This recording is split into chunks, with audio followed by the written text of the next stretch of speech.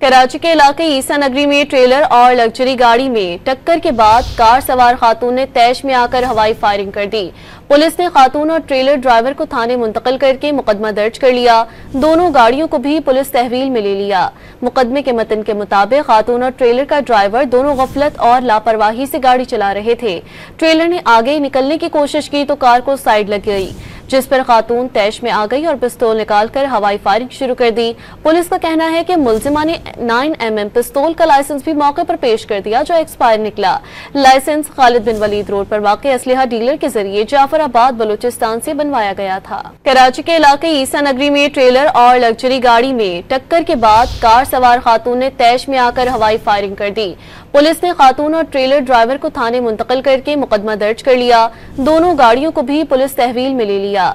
मुकदमे के मतन के मुताबिक खातून और ट्रेलर का ड्राइवर दोनों गफलत और लापरवाही से गाड़ी चला रहे थे। ट्रेलर ने आगे निकलने की कोशिश की तो कार को साइड लग गई, जिस पर खातून तैश में आ गई और पिस्तौल निकालकर हवाई फायरिंग शुरू कर दी। पुलिस का कहना है कि मुलजिमा ने 9mm पिस्तौल का लाइसेंस भी मौके पर पेश कर दिया, जो एक्सपायर निकला। लाइसेंस खालिद बिन वलीद रोड पर वाक़ असलहा डीलर के जरिए जाफराबाद बलूचिस्तान से बनवाया गया था।